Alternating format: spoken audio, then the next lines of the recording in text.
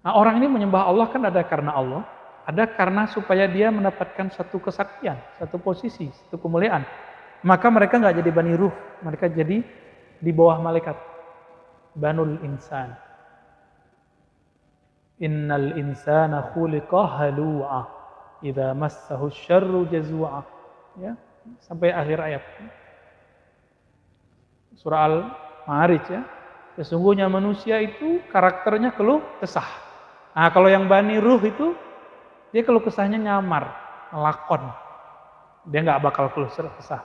Ridho ada di dalam kalbunya. Nah, antum masih suka keluh kesah nggak? Berarti belum Bani Ruh tuh.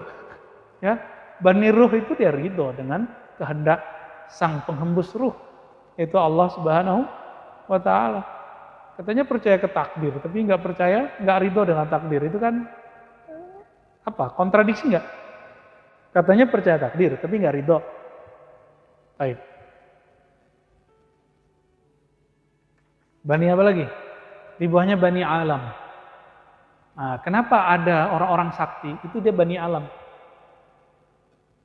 Kalau Bani Insan itu filosof, itu dia mencapai wisdom, tapi dia tidak pernah melewati kemuliaan malaikat. Inilah yang dikatakan, ya, zakartuhu fi mala'in khairum minhum. Kalau orang-orang manusia ini yang suka keluh kesah ini zikir, Allah akan sebut namanya di sisi malaikat yang lebih mulia dari mereka. Tapi kalau Bani Ruh enggak. Bani Ruh lebih mulia dari malaikat. Gitu. Ini kan mazhab ya, ulama kita dan ahli sunnah memang ikhtilaf ya. Nah, inilah tafsirnya. Lebih mulia malaikat atau manusia? Kita katakan fihi tafsir. Tidak boleh dibilang iya atau tidak. Lebih tinggi ini atau tidak. Tapi harus ada syarat. Jika dia pewaris Nabi, maka dia lebih mulia. Jika dia bukan pewaris Nabi, maka malaikat lebih mulia. Nah, orang-orang Bani Insan ini, jika beramal itu cari kesaktian. Dia rajin sholat itu supaya rezekinya lancar. Ciri-ciri Bani Insan. Ya. Kapan dia tahajud? Kalau lagi susah hidup aja. Kapan baca surah Al-Waqiah? Jika lagi pengen dapat rezeki, bukan ingin mendekat kepada yang Maha memberi rezeki. Ini. Dan menyedihkan sekali apa teman-teman? Masih ada tarekat yang begitu. Belum menghantarkan mereka menjadi Bani Ruh. Gitu. Maka berebutlah mereka untuk posisi kemursidan. Ya, kan syuhrat di situ ada popularitas. Berebut dalam masalah-masalah ya semuanya mereka tidak iltifat ilallah. Mereka tidak sibuk melihat Allah, memandang Allah, mengarah ma'rifatullah, tapi mereka kalau tadi ciri-ciri yang 70.000 itu, 124.000 itu apa kalimatnya ya? Qulubuhum lahat an kulli ma siwa. Kalbu mereka lalai dari selain Allah, berarti mereka cuma mengarah kepada Allah. Kalau ini kebalikan. Jadi ini kabar tidak enaknya. Kebanyakan tarekat masih di situ. Maka antum lihat lah, kalau orang tarekat nyarinya wirid ijazah. Enggak. Kalau Bani Ruh enggak. Bani Ruh nyarinya ma'rifat. Beda nggak tuh? Ijazah, ma'rifat, ijazah, ma'rifat, beda kan? Apakah orang dapat lembaran kertas ijazah, dapat wirid, langsung dia mengenal Allah? Belum. Nah, itu sebabnya di ribat kita nggak obral ijazahan. Yang mau baca dalail kita ijazahin. Yang mau ngaji ma'rifatun Nabi kita ijazahin. Yang mau zikrullah kita talqin. Talqin juga nggak mesti segera-segera juga kok. Ya. Yang penting antum kenal dulu nih arahnya kemana kita nih. Sudah kenal arahnya, talqin ngikut. Oh perlu baiat, oh nanti aja baiat sama Imam Mahdi aja ntar. Ya, sama saya nggak usah baiat, sama saya talqin aja. Ya. Maka dalam thariqat yang saya pakai, yang saya amalkan, yang saya sharing ke antum itu tidak ada baiat. Ya. Karena baiat bagi saya cuma untuk Imam Mahdi. Kalau kita meninggal dulu tidak apa-apa, kan kita sudah niat. Ya. Tapi kalau kita niat, insya Allah umur kita dipanjangkan. Amin ya. Siapa tahu antum nanti berjuang bersama kan. Allahumma sholli ala Muhammad. Ya. Fa idza wajadat qulubuhum nasima ruhil jalal kadat tatiru min amakiniha syauqan ilaih. Jadi salah satu karakter dari ruh itu adalah ruh bani ruhnya apa? Karena dia sudah mengenal Allah dengan sifat jalalnya. Ada syauq, ada kerinduan. Inilah yang membuat ahli-ahli ma'rifat ini, walaupun jauh dia bisa berkirim salam, bahkan mereka pengen ketemu. Tadi nyampe di Bani apa? Bani Adam, Bani Alam. Nah, di Bani Alam itu teman-teman, disitulah dukun-dukun di situ. Ya, sakti nggak tuh? Sakti. Di Bani Alam ini, ya dia bisa berkoneksi dengan alam. Dukun-dukun itu bisa mengendalikan, bisa sihir itu karena dia Bani Alam. Dia wali versi Bani Alam. Bukan wali versi waliullah gitu. Ya. Nah, di Bani Insan tadi juga ada wali. Dia wali, dianggap orang wali, ulama besar, tapi di kalangan Bani Ruh namanya nggak tersebut. Bisa nggak begitu? Bisa. Yang tadi Bani Insan. Dia masyhur sama orang sebagai apa kayak ulama kayak mursyid kayak. Tapi pas dicek namanya di Bani Arwah, bisa jadi kan nggak ada. Yang 124.000, bisa jadi nggak ada, bisa jadi ada. Semoga ada. Ya.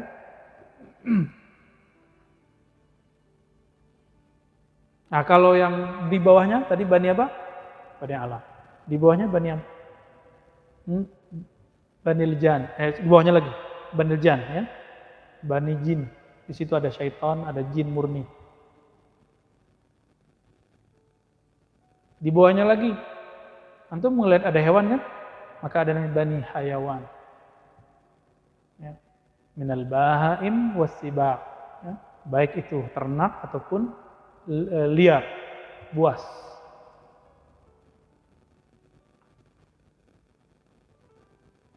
Terus berikutnya nabat, tumbuhan. Maka bisa tumbuh kan dia. Dan terakhir jamadat, benda-benda yang tidak hidup secara zahir. Seperti batu. Apa terjemahan jamat? Jangan terjemahan mati. Jamat bukan mayit. Jamat. Apa ya? Apa tadi? Benda keras. Itu juga keras. Palak itu juga keras kan? Ya gitulah ya, jamadat. Saya juga susah nerjemahinnya. Benda selain manusia, jin, ada energi yang Allah tiupkan ke sana, walaupun sedikit. Nanti Ahlul Mahdiyin, tentara Al-Mahdi itu bisa berkoneksi dengan alam. Ketika bertemu dengan pohon mana aja, tanah mana aja, itu semua teriak, "Oi, di sini ada Yahudi," gitu. Ya kan? Nah, ilmu itu masih dirahasiakan, teman-teman. Ya. Ada yang ngaku-ngaku dapat itu, tunggu dulu, jangan-jangan itu waswas syaitan, jangan-jangan itu khadam, jangan, dia permanen. Ya, jangan percaya kalau ada yang bilang saya punya ilmu Mahdiyin. Gak perlu kita perlu Mahdinya. Ya. Dan Mahdi gak mungkin ngaku-ngaku obral, gak mungkin. Ya.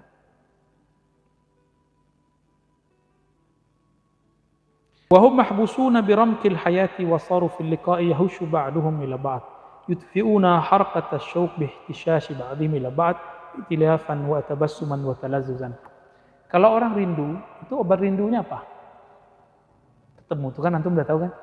Kalau ketemu ngapain? Salaman, ya, berpelukan, ngobrol, ngopi-ngopi, sampai kemudian kerinduan itu terobati. Nah ini dia. Ya semoga ini kita bagian dari mereka ya, ngumpul-ngumpul begini. Ya sesekali kita makan apa gitu ya. Kalau sekarang kan makan kitab doang. Wa minhu qauluhu sallallahu alaihi wasallam lamma dzakara ulama biruhin i'talaftum wa kitabullahi talautum wa masajidullahi amartum habbukumullahu ahabba man yuhibbukum. Dengan ruh jalal tadi dan jamal, saya tambahkan jamal ya, sifat jalal dan jamal Allah tadi, kalian menjadi i'tilaf, berdamai, saling mencintai.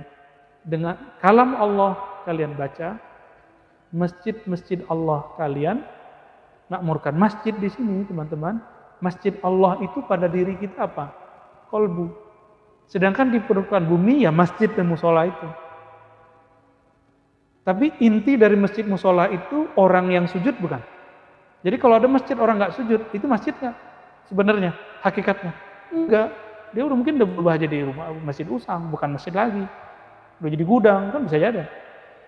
Maka inti dari masjid yang fisik itu adalah masjid yang ada dalam kalbu orang beriman. Yang disebutkan dalam hadis yang sahih, Allah memandang yang zuru ila qulubikum, Allah memandang kepada kalbumu. Nah itu dia. Wa masajidullah amartum. Berarti kalau mau memakmurkan masjid, makmurkan isi kalbu. Kenapa sekarang banyak masjid-masjid, mohon maaf, terjadi konflik ego sesama pengurus? Karena mereka tidak mulai dari memakmurkan masjid kalbunya. Sehingga egonya lebih besar. Benar nggak? Antum cari semua masjid, bahkan pesantren, masuk begitu. Ya, itu sebabnya di Jawa itu dijaga lewat trah. Wakaf sih, tapi nazirnya keluarga. Itu pun masih konflik, tapi bisa diredam. Benar nggak? Coba kalau pakai yayasan, ada persaingan. Kalau pakai keluarga, persaingannya kekeluargaan. Bisa diatasi biasanya. Wa minhu qauluhu sallallahu alaihi wasallam idzal taqal mu'minani wa tasafaha tahatat anhuma dzunubuhuma kama tahatat waraqu syajaratil yabisah fa hadhihi sifatul awliya. Yang begini cuma wali. Kalau bertemu dua orang beriman lalu mereka bermusafahah, ya. Kalau mereka bermusafahah terus tangannya dicabut. Ketika dicabut tercabut juga semua dosa-dosanya. Seperti gugurnya dosa-dosa, gugurnya dedaunan di musim gugur. Tapi kita nggak ada musim gugur di Indonesia ya. Ntar juga ada. Wabilai qala haddatsana Ibn Abi Maisarah. Qala haddatsana Ismail bin Isa bin Saudah. Qala haddatsana Abdullah bin Al-Husain qadi al-Basrah. Qala haddatsana Sa'id bin Iyas Al-Hariri an Abi Utsman An-Nahdi. Abu Utsman Nahdi ini gelar disebut tabi'i mukhadram. Tabi'i tapi tidak sahabat tapi enggak ketemu Nabi. Maka disebut tabi'in. Cuma dalam mazhab saya yang saya ikuti maksudnya tabi'in mukhadram itu sahabi. Dia masuk ke 124.000. Uwais Al-Qarni itu masuk 120.000. Fisik ketemu enggak? Enggak. Tapi dia ketemu Nabi. Gimana ceritanya itu? Nah itulah rahasianya Nabi. An Umar radhiyallahu taala anhu, An Umar bin Al-Khattab radhiyallahu taala anhu qala sami'tu Rasulullah sallallahu alaihi wasallam yaqul idza iltaqal muslimani kana ahabbahuma ila Allah taala ahsanahuma bashran bi sahibihi. Ahsanahuma bishran ya. Bi sahibihi, senang kepada temannya. Fa idza tasafaha muslimani alaihi mi'atu rahmah. Jadi kalau ada dua orang muslim bermusafahah, maka Allah kucurkan 100 rahmat. 90 tis'ina minha lilladzi bada'a bil musafahah. Masya Allah. 90 bagi yang mulai. Ini hadis memang tidak sampai derajat sahih. Tapi dengan dalil sebelumnya dia menjadi hasan li ghairihi, maknanya ya. Wa asyrah lilladzi sufiha, maka antum jangan ego, mulailah nyalamin orang, mulailah bermusafahah dengan orang. 90 kita dapat rahmat. Rahmat itu nanti kalau masuk kolbunya lembut. Kan Nabi jarang beliau didahuluin orang salaman. Pasti Nabi ucapin salam sama sahabat-sahabat pada bengong. Orang Arab kan egonya Masya Allah. Kalau nggak disapa di zaman itu ya, kalau nggak disapa nggak nyapa. Kalau nggak dicolek nggak mau. Nah, beliau ini sallallahu alaihi wasallam duluan. Fa inna mastujiba sahibul bishr wal musafaha lima fi qalbi min hadhil asya' allati wasafna. Jadi kata Imam Al-Hakim At-Tirmizi, mereka dapat 90 itu kenapa? Karena di kolbunya ada ruhul jalal, ruhul jamal yang merupakan inti dari rahmah, ya. Wa qala 'azza wa jalla fi sya'ni mautil wali ya. Allah berfirman mengenai kematian wali. Fa amma in kana minal muqarrabin farauhun wa raihanun wa jannatu na'im. Adapun orang-orang yang meninggal jika dia adalah muqarrabin. Maka rauhun itu rahmat. Ya, wa raihan, dan keharuman. Haruman surga, wa jannatu na'im, lalu baru dapat surganya yang nikmat. Rauh saat sakratul maut dan raihan di alam kubur, jannatu na'im nanti setelah melewati padang mahsyar. Gitu.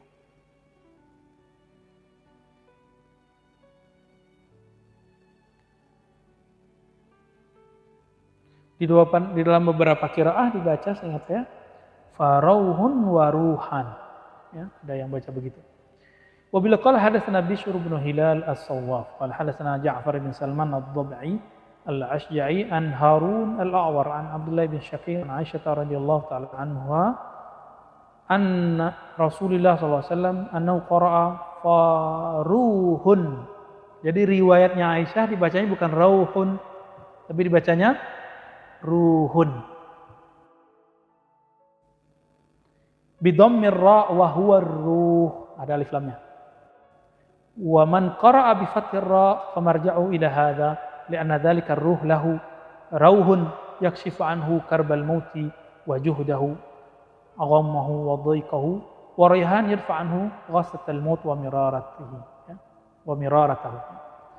Ini belum menjelaskan tafsirnya. Jadi di riwayat Aisyah dibacanya faruhun wa raihan. Kalau pakai digabung maknanya faruhun wa ruhan, kan gitu. Dalam ilmu hakikat itu ada yang disebut ruh, ar-ruh. Ada yang disebut ar-ruhan. Ada. Tapi saya belum boleh menjelaskan itu. Ya, itu rahasia mereka. Ya, saya pun nggak boleh menjelaskannya. Kalau saya bilang nggak boleh, biasanya penasaran. Ya. Jangan mati penasaran, hidup penasaran. Fahazihi lil muqarrabin wa hum auliya. Jadi ada muqarribin, ada orang yang mendekati kepada Allah karena ingin dapat sesuatu. Ada yang muqarrabin, Allah yang menjemput mereka karena di dalam diri mereka ada ruh, bani ruh, ada nur. Wa amma in kana min ashabil yamin fasalamun laka min ashabil yamin. Nah, ini teman-teman.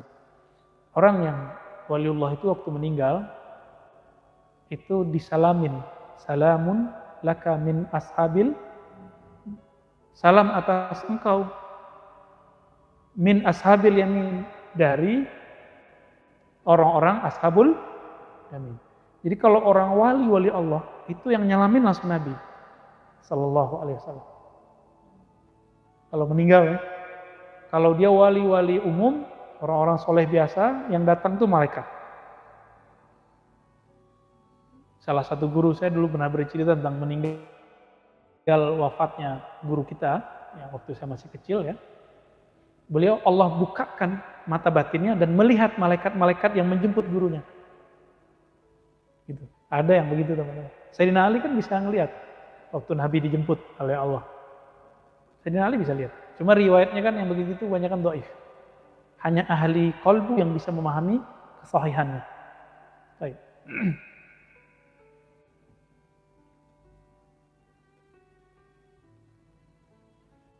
Faqad akhbar Allah tabaraka wa ta'ala innahum qad ta'allaqu bil urwatil wuthqa. Inilah yang disebut urwatul wuthqa. Bani Anwar, Bani Ruh, Arwah, ini ikatannya itu kuat. Ikatannya kuat. Inilah yang disebut nasab hakikat. Ya, bukan nasab syariat. Nasab syariat kan binnya ke bapak kita. Ya enggak? Kalau nasab tarekat, guru kita mursyid siapa? Antum punya nasab tarekat? Belum tentu nasab tarekat antum itu nasab hakikat. Oke? Dia di dalam hakikat itu ada, kemudian ada ma'rifat. Maka ada yang disebut ruh, ada yang disebut nur. Nah itu nanti ada lagi cabangnya. Dan masing-masing kita itu kalau emang beruntung bagian dari mereka, itu terhubung nanti ke sana.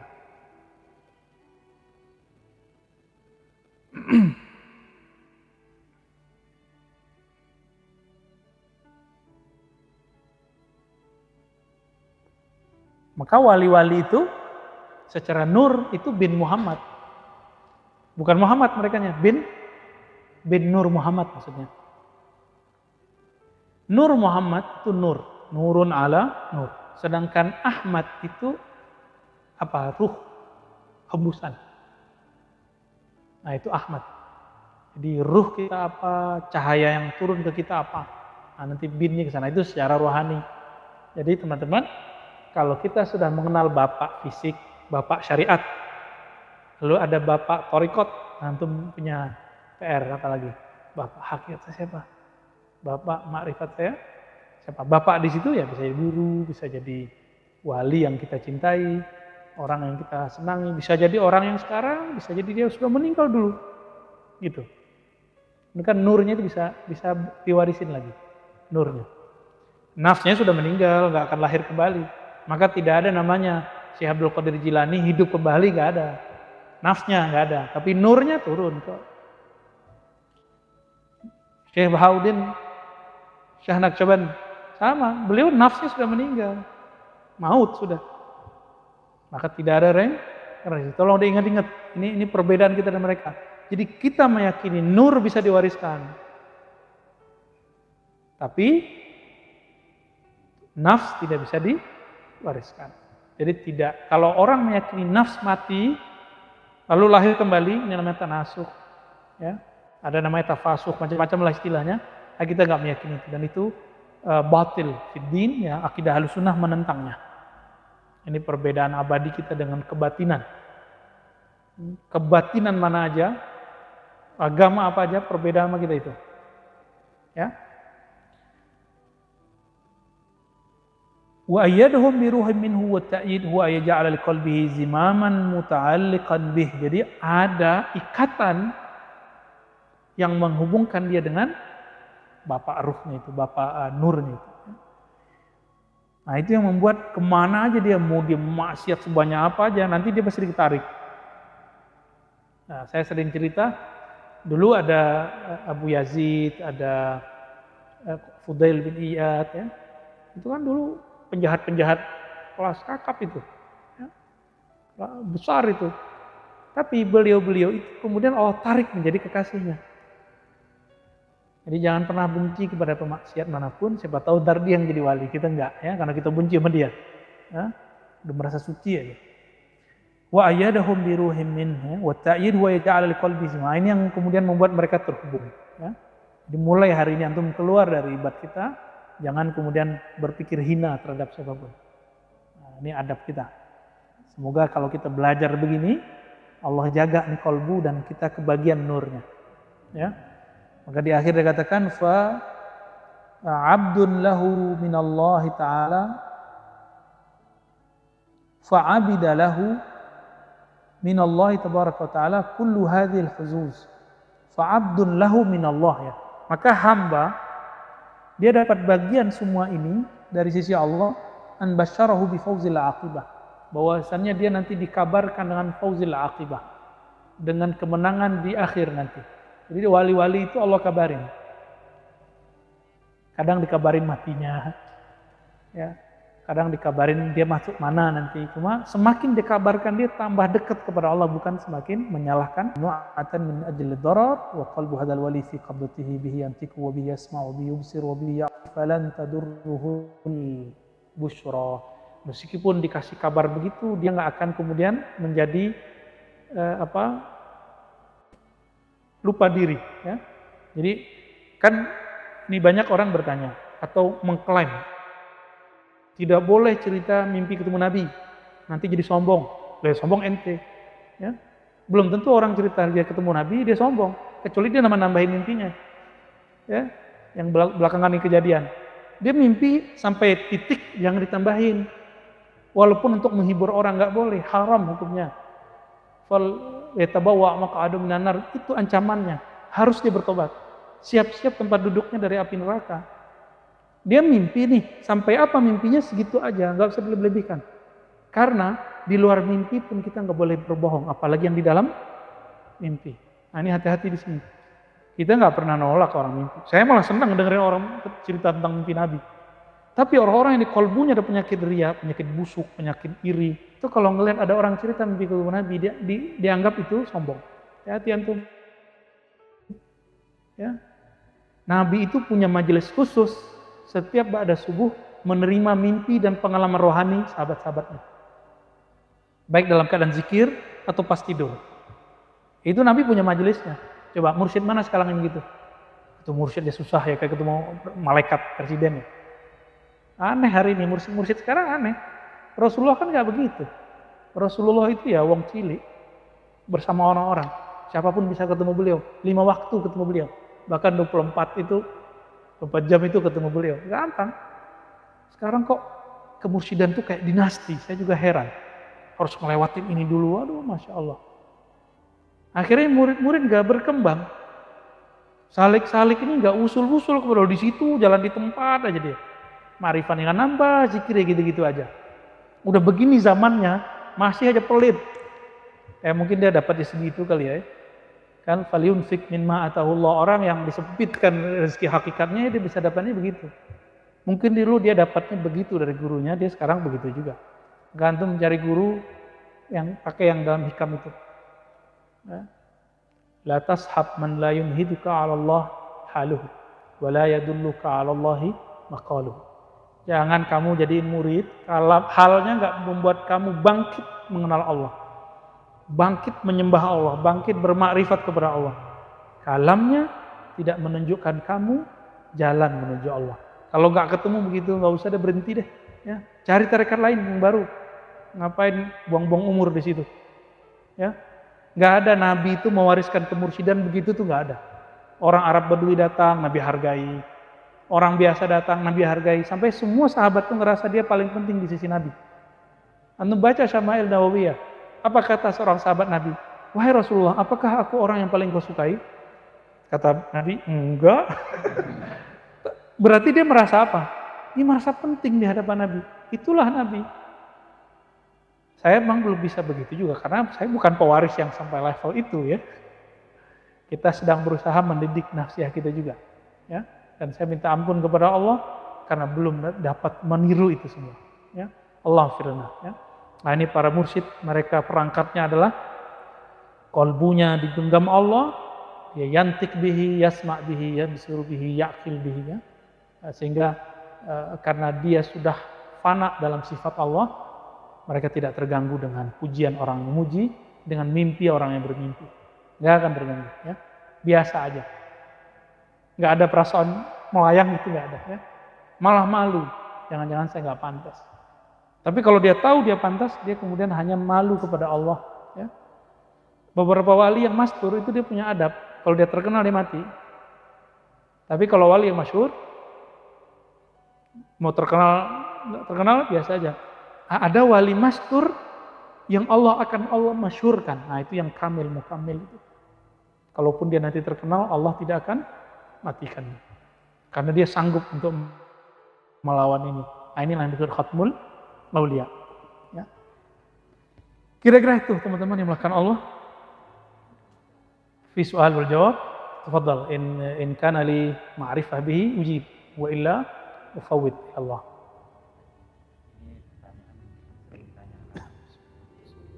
Apakah orang yang belum ditalqin bisa mencapai tingkatan wali Allah setelah kemudian masih terkait dengan talqin?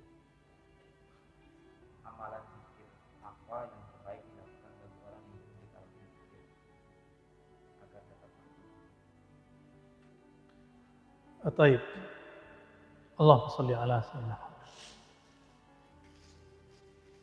Apakah orang yang belum ditalqin bisa jadi wali Allah? Kira-kira gimana? Orang yang talqinnya belum tentu jadi wali Allah, kalau yang enggak.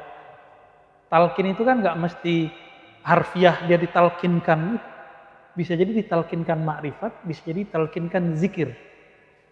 Talqin makrifat itulah gurunya mengajarkan kepadanya bagaimana mengenal Allah Subhanahu wa taala. Itu talqin juga, talqin makrifat.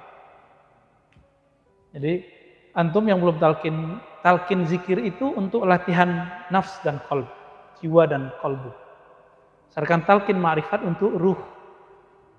Dan itu permanen. Ya, permanen itu. Kalau emang dari ahlinya ya.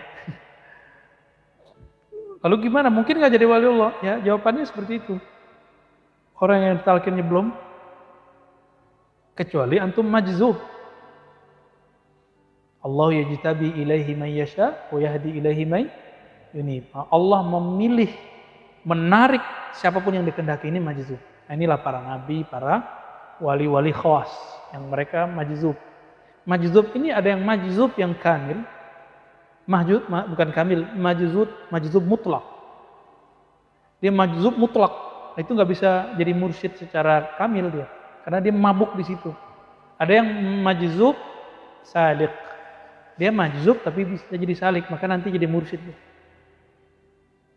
Kalau datang ahwal mahabbahnya, dia nggak kehilangan, nggak aneh-aneh. Paling anehnya ya sebatas keanehan manusia lah.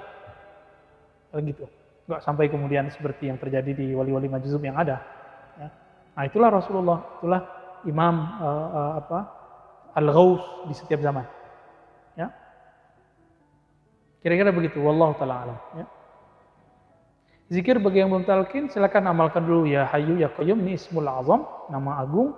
Di ayat manapun ada lafaz ini, pasti ayat itu sakti. Orang biasanya pakai untuk ruqyah, ngapain nanti pakai ruqyah? Itu pakai diri sendiri dulu, baru ruqyah orang. Ya kan? Maka amalkan tuh, ya Hayyu ya Qayyum. Ya. Nanti kalau ditambahkan boleh la ilaha illa anta bi rahmatika astaghits. Tapi fokus dulu di situ. Nanti tambahnya belakang baru la ilaha illa anta. Udah amalkan terus itu. Nanti jadi energi kuat tuh dalam diri. Nah, itu sebabnya disebut Ismul Azam, nama yang agung. Nabi sering doa ya Hayyu Qayyum, ya Hayyu Qayyum. Coba lihat hadisnya. Maka ayat yang disebut ayat sakti di Quran, ayat kursi, ada Hayyu Qayyumnya enggak? Ada Hayyu Qayyum? Baik. Nah, silakan amalkan itu. Kalau bisa setiap 5 waktu 40. Kalau afdolnya setiap 5 waktu 200. Sehingga sehari menjadi 1000 ya Hayyu, 1000 ya Qayyum. Boleh dihilangkan ianya. Karena memanggil satu yang dekat kadang nggak perlu pakai huruf panggilan. Misalnya, hoi Musa, Musa jauh. Tapi kalau si di Musanya dekat, gimana? Musa. Gitu kan? Sani, kan gitu. Tapi kalau orang jauh, diteriakin. Nah, ini bedanya. Nanti awal-awal ya Hayyu. Lama-lama nanti lidah tuh nggak enak baca ya. Namanya Hayyu. Ada yang baca hai, boleh. Tapi jangan jadi hai ntar ya. Yang itu haknya harus pas. Belajar ke ahli makharijul huruf, cara membaca ha. Itu terasa, antum nggak pakai ma'rifat apa aja, baca ha udah enak. Hayyu, Qayyum. Udah enak aja dakwaan. Ya. Ya lanjut. Kalau yang sudah dapat talqin, nah itu cukup dibaca waktu subuh. Sebelum subuh atau setelah subuh. Kalau sudah talqin zikir, maka zikir Ismul Jalalahnya yang dimaksimalkan. Ya. Lanjut.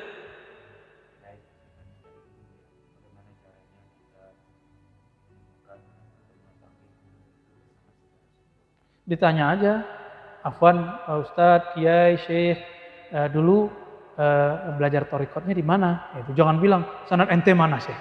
Itu nggak sopan ya. Tanya apa? Baik-baik kan boleh nanya begitu. Saya sering nanya mursyid begitu.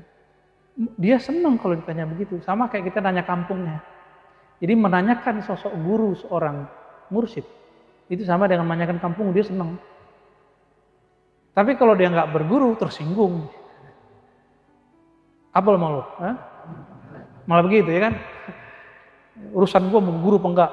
Aduh ya salam ya. Enggak ada begitu. Kalau orang betul bersanad pasti hatinya lembut, dia rendah hati. Jadi ciri-ciri sanad nyambung sama Nabi, bertambah sayang, bertambah rendah hati. Tapi ciri-ciri sanadnya keputus tengah jalan, mungkin disamber sama petir kali ya, petir kesombongan. Dia gak senang ada orang yang lebih hebat. Jadi musibahnya orang-orang alim itu apa? Hasad yang tersembunyi. Jadi kalau ada riya yang khafi, ini hasad yang al-khafi.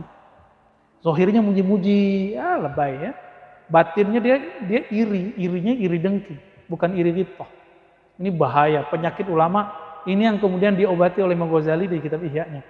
Jadi kepada antum yang masih iri dengan orang alim, iri dengan orang-orang yang pintar, bacalah kitab Ihya, jilid ketiga, Al-Muhlikat. Terjemahannya kan sudah ada. Mulai dari bab 21 sampai akhir. Bacalah. Nanti lama-lama kalbunya jadi lembut itu. Insya Allah. Lebih cepat orang baca di situ daripada zikrullah. Dia zikir dulu nih, belum hilang-hilang. Baca dulu tuh. Ma'rifat zikirnya. Kenapa kita zikir di kolbu sekian? Itu supaya bersihin yang tadi. Nah, alhamdulillah kami diajarkan guru-guru kami dari kecil ya, dari umur 9, umur 10, lalu saya sempat keputus sebentar, umur 10, 11 tahun ulang lagi. Itu memasukkan nama Allah, membersihkan kolbu dengan nama Allah itu. Alhamdulillah semenjak saat itu jarang terbesit iri sama orang. Kalau saya udah ngerasa iri dikit, saya langsung tahu, berarti ini kurang zikir nih. Gitu. Kalau ghibthah boleh, wajib malah. Apa arti ghibthah? Kita melihat orang alim lalu kita pengen kayak dia. Itu ghibthah. Antum wajib punya tuh. Tapi kalau iri, senang kalau dia tidak disukai orang. Senang kalau dia disesat-sesatin orang. Senang kalau dia salah. Ada nggak terbersit begitu? Kalau ya fi qalbika hasad. Dan hasad itu bahaya teman-teman.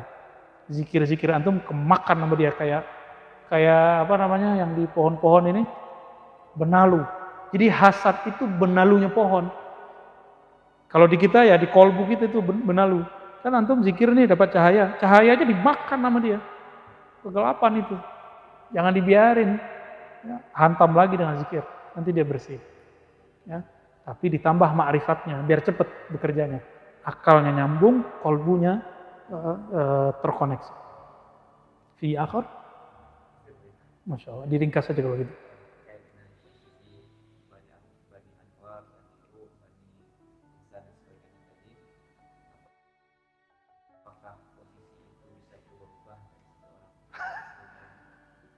Kalau Baniru nggak bakal berubah. Kalau yang misalkan dari mungkin maksudnya tadinya Bani Islam mungkin Iya. alam Pengen naik ya. Kita nggak tahu secara zahir apa kita ini Bani apa. Tapi kalau antum sudah masuk ilmu ma'rifatullah dalam kalbunya, insya Allah hanya itu cara untuk merubah statusnya. Jadi bisa. Makanya Imam Ahmad Tijani mengatakan ada anak-anak tertentu yang nggak bisa jadi orang-orang tertentu yang nggak bisa diapa-apain sama mursyid mana aja kecuali oleh kutub. Kutub ini yang nganterin dia untuk marifat kepada Allah sehingga dia bersih. Jadi beliau pernah menyindir mengatakan itu dalam kitabnya. Ini terjawab sudah ya. Jadi bisa. Yang penting antum ya mengenal orangnya di dunia, bermakrifat dengan ma'rifatnya. Ini yang disebut qalbun wahid. Satu frekuensi dengannya. Intinya tasdik. Kalau hidup zaman Nabi, antum kan mungkin jadi Abu Jahal kan, Abu Jahal lagi, Abu-abuan, Abu Lahab. Sama. Kalau Al-Mahdi nanti keluar, jika nggak tahu antum ntar ngomong apa. Maksudnya Al-Mahdi gitu. Paling gitu ngomongnya. Ya. Sama nanti orang akan diuji dengan itu. Persis sama. Sihrun mubin, penyihir tuh, gitu. Oh Majnun, orang gila, gitu, Bahlul. Gitu. Wali al-Ghaus itu dia punya kuota untuk mengangkat muridnya jadi wali. Ibnu Arabi sebagai ditulis oleh murid-muridnya itu diizinkan Nabi mengangkat muridnya 1000 muridnya jadi wali Allah kutub. Ternyata beliau sama dengan Syekh Abdul Qadir Jilani sebelumnya. Dan berapa kuotanya? Yang jadi wali kutub tuh 1000. Selebihnya wali di bawah. Itu tertulis ya di karya-karya mereka. Ada loh. Sama begini. Sekolah Darussunnah kuotanya berapa Ustaz Ali madrasahnya? 30. Kalau yang mahasantri mahasiswa 50 ya. Nah, berarti kuotanya per tahun 50, mirip-mirip begitu. Jadi madrasah ma'rifat hakikat ini punya kuota. Karena seorang wali itu punya keterbatasan. Kecuali dia Nabi dan Al-Mahdi. Nabi dan Al-Mahdi itu punya syafaat uzma.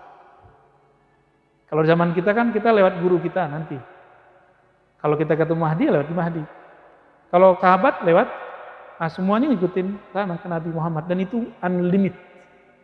Makanya dikatakan ya, tuba liman ra'ani. Nah, ini unlimited itu. Hadisnya sahih bukan? Sahih hadisnya. Beruntung dapat rahmat yang memandangku. Memandangku dengan iman. Begitulah unlimitednya Nabi. Begitulah unlimitednya Al-Mahdi. Cuma beda, nanti orang yang mengenal beliau, mempercayai beliau sebelum islah dengan setelah islah itu beda. Ya, semoga kita termasuk yang bertemu beliau, mengenal beliau sebelum islah. Amin ya. Ya paling kalau kaget-kaget pasas. Baik, ada lagi? Pertama, yang saya ditanyakan bertoriko dari satu toriko itu boleh apa tidak? Kemudian ada yang pernah ikut pikir dengan yang tadi diceritakan. Oh, Habib Segaf benar. Berharap apakah itu bisa nanti yang dengan beliau. Ntar tanya ke Habib Segaf Mahdi dong. Pindah torikot maksudnya yang pertama ya? Oh boleh. Kan jalan menuju Allah banyak. Cuma antum kalau belum beres satu kurikulum jangan pindah dulu. Cuma kita ngeliat nih kurikulumnya ribet nih, udah pindah aja boleh nggak? Sama kayak kita sekolah, kan ini ribet amat nih. Wirid kebanyakan nih misalnya gitu ya. Ciri-ciri antum udah ketemu guru, dikasih wirid banyak rasanya sedikit. Kalau dijalani, awal denger, banyak juga ya. Tapi karena mahabbah kepada guru, dicoba kok rasanya bisa dijalani. Berarti antum udah ketemu gurunya. Nah ini yang disebut oleh Imam Asy-Syadzili, dinukil kembali oleh Imam Ibn Athaillah Sekandari. Syekhuka man la yut'ibuka. Gurumu itu bukan yang bikin kamu capek kalau kamu beramal atau ngaji. Antum kalau ngaji di sini nih, pikirannya capek nggak habis ngaji? Atau merasa kayak penuh gitu? Penuh dahsyat berenergi. Kalau iya, berarti kita berjodoh. Kalau enggak, jangan dipaksa juga gitu. Silahkan cari yang lain juga gak apa-apa. Gak ada paksaan kok. Kalau antum mengamalkan zikir yang kita terapkan di sini, terasa nikmat, ada keringanan. Sesekali mungkin ada gangguan, tapi lebih banyak nikmatnya misalnya. Antum yang kita berjodoh. Berarti sanad saya diterima oleh Allah dan Rasulullah Sallallahu Alaihi Wasallam, itu ciri-cirinya. Atau kepada antum nggak cocok, kok teman cocok, berarti ada kesalahan, mungkin adabnya. Jangan salahkan orang lain dulu, kita salahkan diri kita dulu. Lanjut. Tadi Habib Mahdi ya? Oh ya, Habib Segaf Mahdi sudah wafat ya. Kalau ada orang yang bermajelis dengan beliau, apakah sudah disebut santri beliau? Ya sudah dong. Ya. Almar'u ma'aman ahabba. Antum cinta nggak dengan Habib Segaf Mahdi? Insya Allah antum bagian dari muhibbin beliau. Ya, tafadhal. Khalas. Tasawuf bagi pemula, baca Haqaid Anit Tasawuf karya Abdul Qadir Isa. Ya, sudah ada terjemahannya. Ya. Itu bukan saya penerjemahnya, jadi saya bukan lagi jualan, ini bukan. Ya. Kita kan nggak jualan dari kemarin, malah kitab kita wakaf-wakafin ya. Ada lagi, Anda boleh pakai terjemahan Ihya. Yang mukhtasar, boleh. Walaupun awalnya kitab Ihya itu untuk menengah, bukan untuk pemula. Cuma ringkasannya bolehlah dipakai. Ya, bagus kok. Atau karya-karya dari Al-Habib Abdullah Al-Haddad. Wah, itu cocok sekali. Dia bisa menjadi guidance untuk ke arah sana. Beliau termasuk Al-Kutub juga ya. Baik. Kelas? Udah ya? Ya, kira-kira demikian teman-teman. Setelah ini kita kajian kalau bisa 2 kitab, kalau enggak 1 kitabnya. Kemarin kita apa? Misal Awarif, berarti sekarang Zubat ya. Semoga Allah menerima cinta kita dan menjadikan kita aulianya. Amin ya rabbal alamin. Sallallahu ala nabi Muhammad. Assalamualaikum warahmatullahi wabarakatuh. Ya, kasih jalan buat akhwat. Maju. Kecuali antum menjadi akhwat.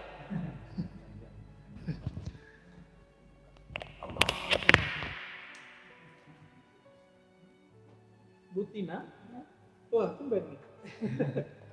Kemarin datang juga enggak? Oh ya.